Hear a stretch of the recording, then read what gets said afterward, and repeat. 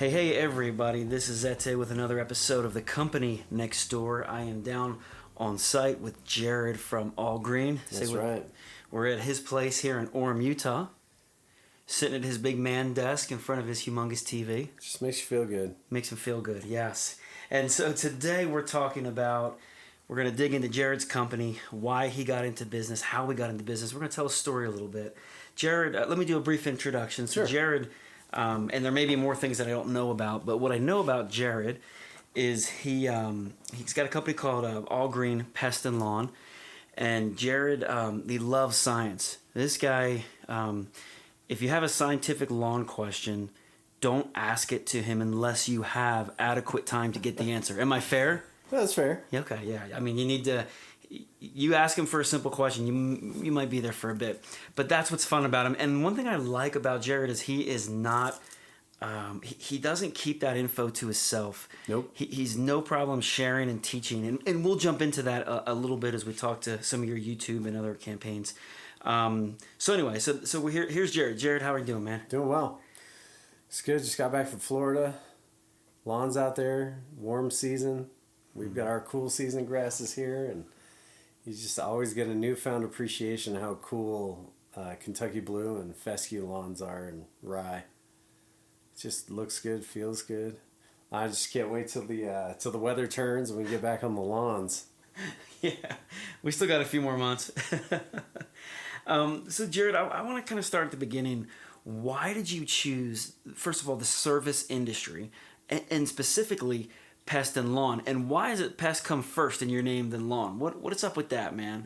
It just sounds right, lawn then pest then lawn. Okay. Certain amount of certain sound to it that I go for, but the long story is I was actually in IT for a long time, so I was a computer nerd. I was working at Convergys on all the Microsoft accounts. And I was doing tech support. I was voted least likely to pass training by my colleagues and awesome. Trainers. That's awesome. I had originally gone into Convergys under a business analyst job. So my job was take out the big wigs to go eat, go golfing, go do this stuff. And next thing I knew, they told me they lost the accounts.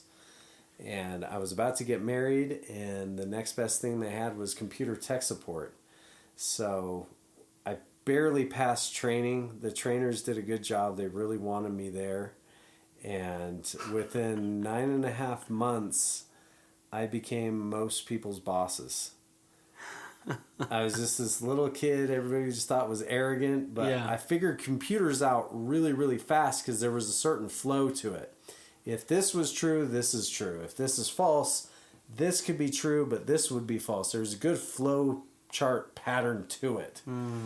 But I soon found out that the glass ceiling in tech support was very shallow. Okay. So I wasn't getting paid what I was worth. I was overextending myself. I was closing 3 to 5 cases that everybody else has won, and I wasn't feeling valued. So a lot of I had a few friends doing summer sales that were making really good money. And I took the dive 3 years later when I found out that they weren't going to give me a raise. So that's how I actually ended up in the service industry. And just by luck, I ended up selling pest control for a company out in Las Vegas. And their service manager had 20 years experience in the Department of Ag. And I asked him every dumb question I could think of. And this guy was so patient with me. Yeah. You know me, and I'm a man of details, but I want to know the why. Right. I don't care about the answer as much as I care about the why, because sometimes we chase issues that are secondary issues, but they're not causation. And in pest control, it's kind of the similar situation where you could be treating a side effect, but not the primary root problem. Sure. And although I was just a sales guy, I was a licensed sales guy, so I was licensed as a technician in the state of Nevada. I really just wanted to make sure that I understood the service end. And within about 6 years, I hit my point in every sales guy's life where I just couldn't do it anymore. And 6 years, that's actually a long time in that world. Yeah. I know guys, 1 or 2 years and they're out. I did 4 years solid in Vegas. Wow. And then a year in Phoenix and a year in Colorado. Wow. So let me back up real quick. So you were in tech, you were in IT, that, Yep. before that, did you have any lawn care experience? Okay. I had nothing. Okay, so your story is different than mine. Yeah. As 14 years old is when I started treating lawns. Back in Jersey. We had a small, lawn mowing route where we mowed the neighbor's lawn, and that was about it. But okay. Awesome. I had nothing. That's awesome. So, okay, Zero. so you end up and you jump ships. You're just feeling undervalued. You're not feeling challenged, enjoying life. And so you jump ships. And My buddies were making 6 figures selling door to door for 4 months out of the year. Yeah. So, okay. So I thought if I could do half that, I triple my income, and I can take the rest of the year off with my family. Yeah. So, okay, so then you jumped into that. You had some success, but after 6 years, were you just burnt out to the point you couldn't stand any of it? Or were you just like, nah, I'm bored? So I'm kind of one of those traveling sales guy, but I like my things with me. So we travel like a circus train. So I bring my wife, and the time she ended up becoming pregnant, we had a kid. We had our first one. And then by year 6, I was having the second one. And then my first kid was like, I want to be at home with my friends during the summer. And yeah. it kind of hit home for me because, I came from a broken family. And when I was little, I remembered how important friends were. So I thought to myself, I said, you know what, I'm getting burnt out on the door-to-door side. I could keep running this. I could keep running the marketing company, or I could just settle down and have a residual income at home with the service company. Gotcha. And so overnight, we ended up opening up All Green with a buddy of mine, and that's how it started. So you had, okay, gotcha. So I'm following this along. So, but you you gained some experience in the pest control industry, not so much I knew pest control like the back of my hand. You learned pest control over that 6 years? Oh, yeah. Did you learn how to apply? You learned everything. Okay, so that's where you really learned it. And then by the time you were like, all right, I can't keep moving my family around. I need to settle down. Yep. I want to get into service base, build something with residual income. So even though I was a sales guy, I was always watching, always listening what the service companies were doing. And I recognized the big problem right off the bat. The office versus the sales guys. Yeah. Right? So I figure, okay, so I had a couple of ideas on how to fix those issues, and I was the regional manager for the marketing company. I owned 50% of the marketing company, so we were recruiting 20 plus kids, and I was in charge of making sure that they were alive, they were selling, and things were going well. But in order for me to do that, I had to train them, so I really had to know the chemical side. Wow. So over those 6 years, I was just white on rice with the service manager who had all that experience. So I learned the difference between like just a regular pyrethrum versus, going over to the miticides and understanding when to use what and how, what was safe, and reading labels and, just the nines that you go through just getting your license. But the lawn side was always a mystery.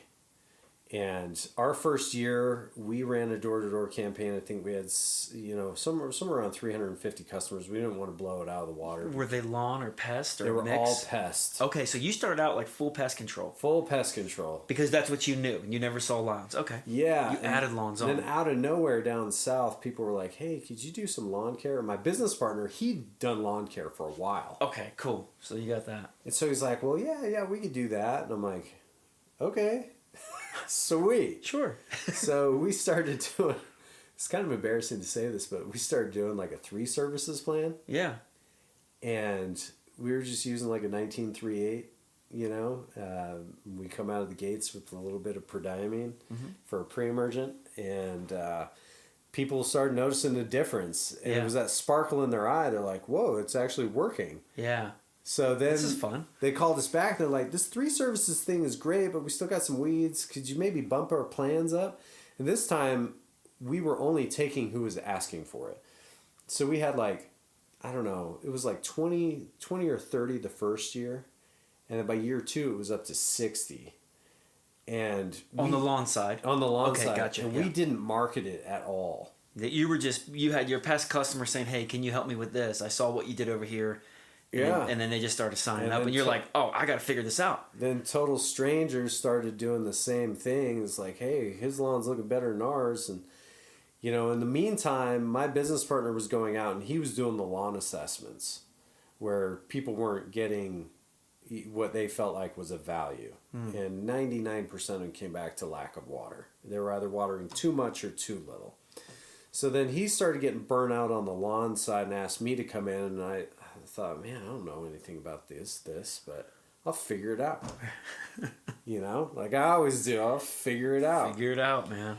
So I transferred over to the service side, and so I really started diving in to that whole world. Like trial and error, research, study online, everything. Well, you know how we do it. We just jump right into the deep end. Fake it till you make it sometimes. I went out and bought it was our first box truck. It was a 2000 Isuzu NPR. This is gosh, 8 years ago. And people are like, "Oh, you bought a moving truck." We're like, "No, you'll see." 300-gallon tank, lots of stuff to do with it. I was like, it just there's something doesn't feel right. Yeah. But they didn't want to explain it to me. They're like, "Well, it volatiles." I'm like, "I don't even know what that means, but okay. But I'll take it. Do you have something for root development? Because I'm looking at these roots. They're shallow. And Utah's interesting. I'm not too certain about your area, but in Utah County, our roots traditionally around 3 inches. Shallow. Yeah, and you start reading, and the first thing is Kentucky bluegrass roots should be 6 inches. Right. So that was the first problem, and I'm thinking, okay, well, I understand. I have a general basis of NPK. There's more. There's something else going on. So finally, one of the traveling sales guys started mentioning humates. And so my brain just lit up like a Christmas tree. I was like, "Oh, what is this magical potion?" And so I started looking into humates and then figuring out that it's not necessarily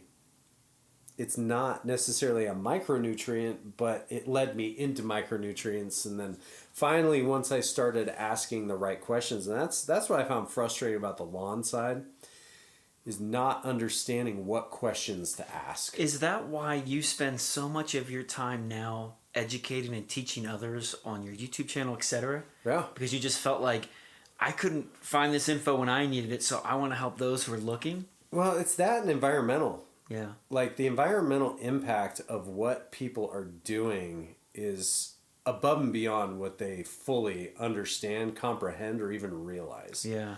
When I show up to a lawn now, and I'm not to toot my own horn, but I have a gift that not a lot of people can put my methods of madness into a flow chart. And that's why I always mention my computer background. I took that flow chart access of yes and no's, and I pulled that into the lawn care community. Gotcha. And so now when I show up to a lawn and I go, "Oh, it's got this pattern and this color," we have evidence of a fungus. Or it's got this pattern and this color, we have evidence of lawn burning. So let me ask you this, because I'm also, in the service industry in the same space, which is funny that we're sitting here. Yeah. But it's cool. It's awesome. It's complicated, and you're right. There's a lot of math. There's a lot of science, and obviously, as I'm listening to you talk, your brain, you love to understand the why, but then figure out, what's the cause of this. So take me back. Did you go to college? Were you in engineering at any point, or you just seem like you're able to figure things out and you love it, and it actually excites you? Yeah. Where does that come from? Honestly, I was kind of born entrepreneurial. I started with the Boy Scouts selling those Tootsie Roll Pops in the ghetto, those banks full of Tootsie Rolls. Oh, yeah. And I would outsell everybody. And I just remember when I was like 7, 8, when we started back then. It was a little bit earlier than these young bloods start now. Yeah. My mom would get phone calls being like, "Hey, can we borrow him for the fundraiser?" Because I would go door to door. But I like solving problems. If I can make somebody happy by getting them to spend $1 for a Tootsie Roll bank. Yeah. You watch people and solving problems. Yeah. And when they have that aha moment and they're really able to wrap themselves around it, they really have that moment of pride and clarity where they're like, I did it. I finally figured that out. Yeah, I got it. I got it. I got this. Yeah. You said as a kid you were selling Tootsie Rolls and you loved solving problems. And today that's what you're doing, lawn pest control. So you had this entrepreneurial spirit, but did you always set out to be an entrepreneur? Did you ever think as a kid, hey, I'm going to own a company? Or was it, because here you are selling pest control, so I kind of wondering, was it ever in the back of your mind? I was just talking about that the other day. I wasn't there. Right. Ever since I was little, everybody was like, hey, what are you going to be when you grow up? And I'm like, man, I don't know, man. I just want to have money to be able to do the hobbies I want to do, but I want to solve problems. Yeah. Okay. You know, and I started learning that I love the building aspect. I don't necessarily like to be there for the entire process, but I love the builders. Okay. That's kind of my thing. I like to set out, figure out what the problems are, identify the problems. I can even map out the solutions faster than anything. But solutions take time, and they take a certain amount of patience and a certain amount of detail-oriented patience that I don't necessarily have. So I'm kind of an overall picture kind of guy. So on that then, because this morning I had an interview with another entrepreneur who, in the same space but in a different state in Texas, and he builds these companies. He gets them to a good size. Yep. He loves to build, but this was his analogy. He said, it's like playing with Legos. Yeah. I love putting them together, but who wants to play with Legos when it's done? And so he literally sells the company. Like, when it's at the point, like just when it gets over that $500,000 part where it's like, dude, you could kind of kick back a little bit, take care of it. He gets out. Yep. People look at him like crazy. So I get that. For you, how long has All Green been operating here? Oh, man, 11 years. 11 years. So let me ask you this. Have you gotten bored? Has it gotten to that bored. level? Okay. That's where YouTube kind of came in. Okay, tell. So real quick, he's talking about his YouTube channel, the Lawn Ginja. Yeah, that's right. So if you've seen the videos, if you ever just Google Lawn Ginja. Pest and Lawn Ginja. Pest and Lawn Ginja, and it's called the Ginja. It's got this huge beard and it's red, right? So which right now the beard looks really short. So I don't know if he's They tricked me on Movember. Okay, gotcha. I thought it was no shave November, and it was shave a mustache into your beard November. Oh man. But you know me. Sorry, man. When I commit, I'm all in. Yeah. So no more videos till you get that back. That's right. Anyway, but it's a great source, and he's got thousands of viewers around the country. And I've looked at it. People ask him questions. I have some team members on my team that go to him. I'm like, hey, come on, man. No, but it's great. He loves to get out there and share knowledge, and he teaches great stuff, so you can look it up. But anyway, so is that what's helped you stay intrigued and having fun at this point 11 years into your company? Yeah, so it's lawn care is kind of like an onion. Pest control, not so much. Pest control, in my opinion, there's a billion different chemicals, but they all solve one or two different problems. Okay. You know, where lawn care, the surface of everything, it seems fairly small. But once you start peeling those layers back, one layer after another, you're like, oh my gosh. So you just keep learning over and over and over. So you get those spikes. I actually got into the YouTube side on accident. The problem that I was trying to resolve was we had a certain amount of customers that had the exact same problem with melting out fungus or leaf spot, some sort of blight. Something that was tying up nutrients or oxygen flow. And so I started creating videos to show them that they weren't alone. That their problem wasn't just their problem. Yeah. And what I found was I had this whole audience that I didn't even know existed on the internet. Where from? All over the U.S.? Any outside the U.S.? Or? Oh, dude, I get hit up from Denmark, Canada, the U.K., awesome. Zimbabwe. I've got a few people in Nigeria that piggyback off of me, and awesome. Like just if they speak English, they're watching. Yeah. And they all have similar problems, but the one thing that just kept me going is there's so many different misnomers, vocabulary that has changed into things that it's not. For instance, thatch. Thatch is a root ball layer that is slightly above the roots, but it's where it holds all the micronutrients. That's thatch. Well, then on top of the soil surface, we have this whole thing of debris that everybody calls thatch. It's just dead grass. It's literally lawn litter. But it ties up oxygen flow and causes fungal matter issues because the water doesn't pass, but it also doesn't evaporate. Right. It gets trapped. Yeah. It's a mess. And so I started noticing, like just rewinding in the conversation, what are the questions to ask? Yeah. Well, people can't even ask the right questions because the vocabulary is wrong culturally. They've changed it. And so I was on a crusade 2 years ago changing these misnomers. So re-educating, essentially. Right. Which is expensive and difficult to do. Right. And so that's not thatch, that's just lawn debris. And in the process, people are just getting mad, dude. You'd be surprised. People get angry over something like that. But no, that's thatch. I'm like, okay, whatever you say, but it's not. Yeah. You know.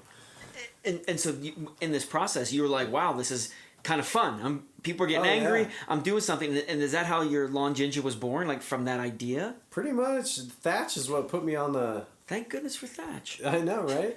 Because that's the number one thing that we deal with at altitude. Yeah. Because we're not at sea level. The microbes aren't stirring. The sugars aren't processing. And people want to mulch. And I say that in quotation marks because mulching to Utahns is like when people cut hay. You know? And they're baling it. Right. And so trying to educate people on proper mulching and what thatch is versus debris is, it's a little crazy. But I'll tell you what, though. The lawn assessments that I do, that they know that the Ginja's coming out.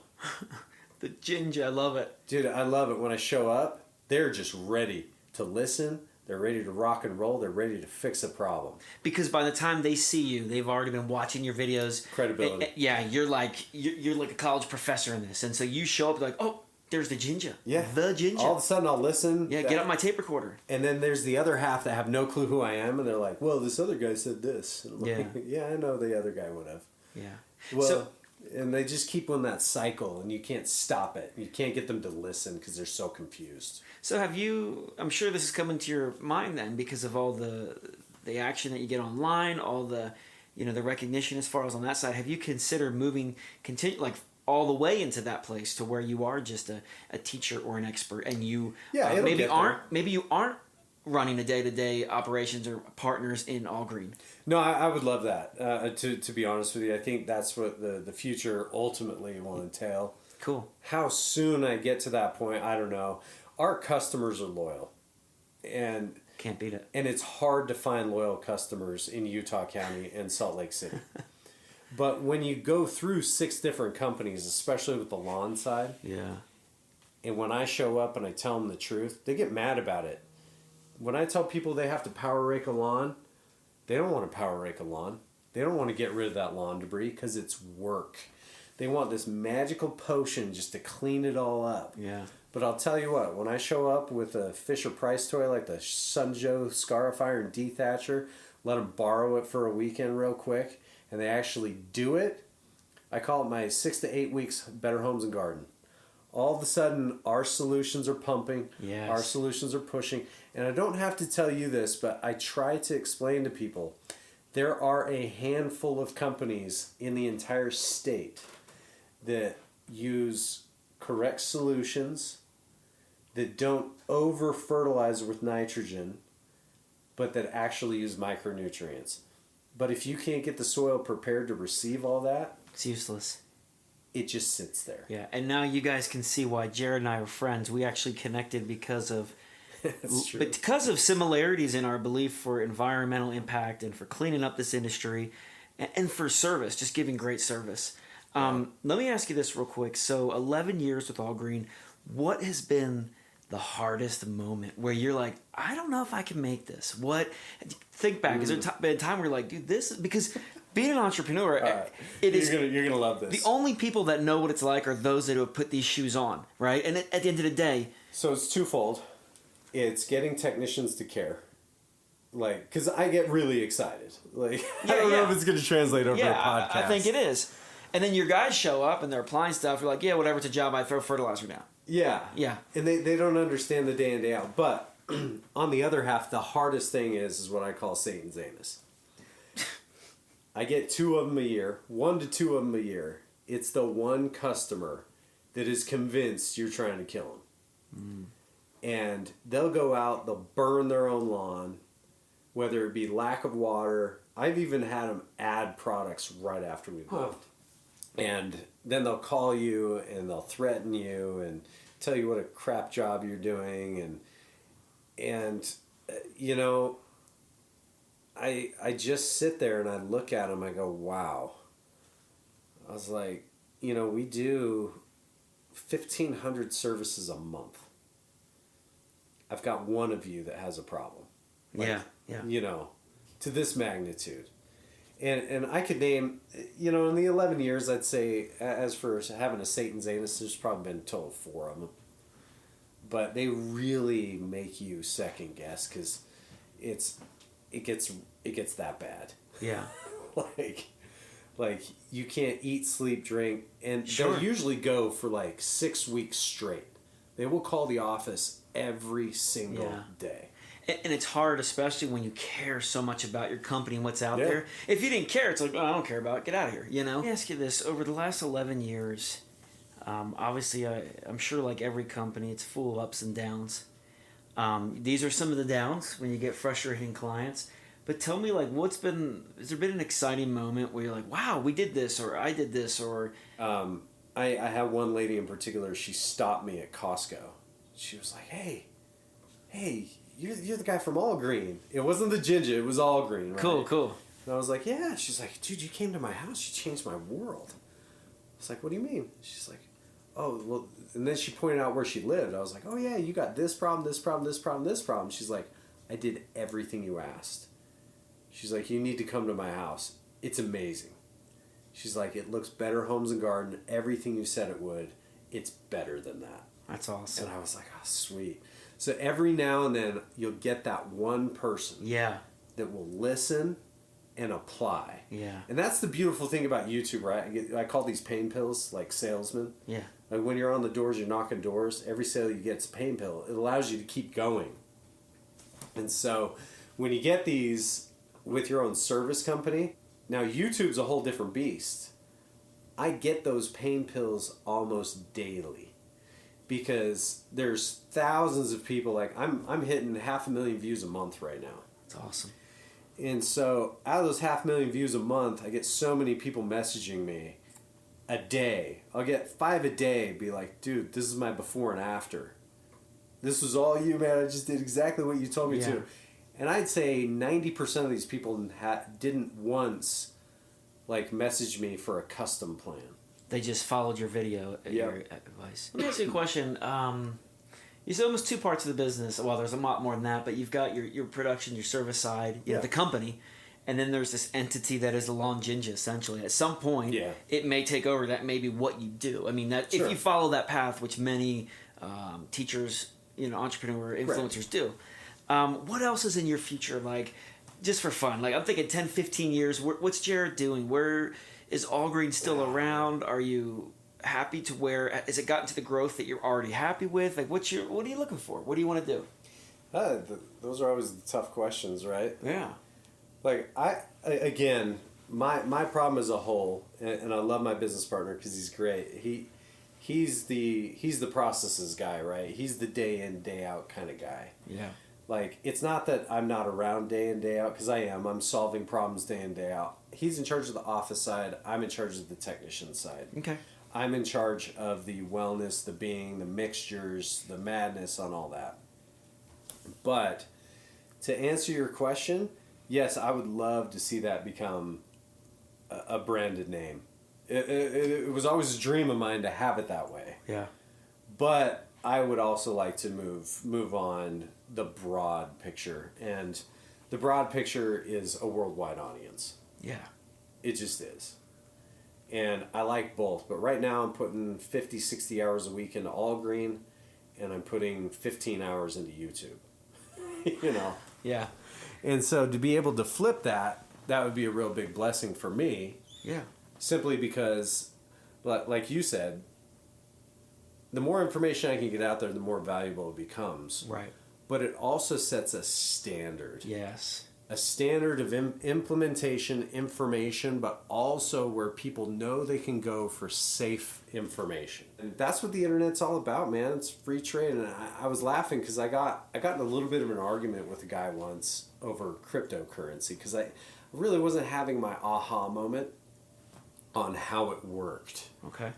You know, I didn't understand why people could have a computer and get paid for it. You know? Sure.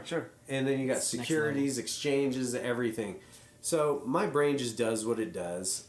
And this guy finally stopped and just said, listen, man, I don't want to give you all these answers because then you're just going to do it yourself. And what kind of moron would have a business where he gives away all his trade secrets? And I started laughing. He's like, what's so funny? I'm like, oh, I'm already doing it on YouTube. Yeah. This moron does. Yeah. You know? Well, I will say this. What I've seen, what I like about your show is great info. It's good and accurate, but it's fun too. Sometimes I've seen a lot of these guys out there, they're a little too serious, you know? Yeah. And I feel like with Alon Ginja, I mean, you have to laugh at just the whole concept of it. You know, I've got red hair, so I've been getting made fun of since I was 2. So why not embrace it? Just why not? If you could go back 11 years, you left, or more so, and you left the sales industry, got into a partnership with the service industry, and now you're doing what you do on YouTube, would you change it? Or what would you have changed? Or what would you tell Jared, hey, let me tell you something, do this 11 years ago? I wish I would have been a little bit more persistent on figuring out the whys faster. Okay. Because I put so much, and this is a conversation you and I have had, put so much trust in a lot of these suppliers. And a lot of them on surface, they know what they're doing, but they know what they're selling more than they know what they're doing. Once I was able to open my mind about that, it's just so many people were getting upset at me when I was asking questions. And I couldn't figure out why they're getting so upset. Well, they were getting upset because they didn't have the answers to the direct questions I was asking. But I didn't see it that way because nothing was making sense that was coming out of their mouth. Gotcha. So in essence, they just thought I was calling them a liar when I was saying, hey, I don't understand. Right. Please tell me what. Yeah. Correct. Gotcha. So I really wish I would have gotten with some of the BYU tree guys. Yeah. Because those guys know their stuff. Gotcha. So then my last follow-up question on that is, what would you say to a younger or an entrepreneur, maybe a younger high school kid, whatever. It's just someone who's got a dream and they have this idea and they're considering, hey, I'm about to get into business for myself. Yeah. What piece of advice would you give? What's the one thing, and that's a hard question, but would you say, hey, I've learned this, go with this? Think big, go big. Like, I look at my idea on servicing, right? Our cumulative population in the whole valley, we're 2 million, maybe? If even, yeah. Right. Somewhere. However, I don't think I did the math right. I think True Green's at like 26 to 28,000 monthly customers. They might be bigger now. Yeah. But if you think about that, that's not a lot. Over 2 million. Yeah, percentage-wise. Yeah, and how many houses that we have out of that 2 million? I think average occupancy is what, three people per house. Right, it's a lot of homes. So we have a ton of homes, not a lot of servicing. Dream bigger. The YouTube thing's kind of filling my cup because I have a worldwide audience. You're not just in Utah County with a small group of people. Right. So we roll out a fertilizer brand. All of a sudden my national audience goes to 1 billion as opposed to 2 million. Yeah. Right. There's just so much to it. So you have to start somewhere. It would have been nice had I networked a little bit stronger to find like-minded individuals beforehand. Awesome. So I hope you guys heard that. It's really, there's so much power in learning. There's so much power in networking and surrounding yourself with people who are experts that can help guide you. And one thing I've learned over just some recent interviews I've done is people love to teach. They love to share. Yeah. Ask somebody, like if you see a great looking lawn and the company's out there, go up and say, hey, what are you doing? You know, or whatever your industry is. You know, don't be afraid. People want other people to win. It's the ultimate compliment. I had 5 people last year show up at my front door just staring at my lawn. You're like, what's going on? Just look like awkwardly staring at it. Yeah, awkward. And I just started smiling. I'm like, Yeah. what's up? And I knew it was coming. They're like, I was trying to figure out if that was fake. Yes. There you have it. So, Jared, thank you for letting me take some time and spend with you. I hope 11 years just to have a company that long is an incredible feat in this day and age. It really is. Yeah, that's just all green and 6 years on the door to door. Yeah. Okay. So it's just to be. I mean, most companies fail within 5 years. So just to keep going, it speaks to what you are and how much you care about what you're doing. And as my listeners have heard today, you can tell. I mean, like I said, if you ask Jared a question, you got to make time for the answer. He loves the science, but that's what makes him great at it. And you know, that content can be found anywhere. Like Jared's saying, you can learn so much just from the manufacturer, from online, wherever you go. But you got to come to the conclusion what makes the most sense to you. Which side of the onion you're gonna fall. Exactly. And so anyway, here he is, the Lawn Ginja. You know, if you get a chance, check out his YouTube video. It's a blast for any good tips. And yeah, I hope you guys have got something out of this episode today. Jared, thanks for letting me hang for a minute. Anytime. 2020, you're gonna slay those lawns. 2020, we're gonna go out and slay soon. All right, well, thank you guys. Have a great day. We'll see you on the next episode.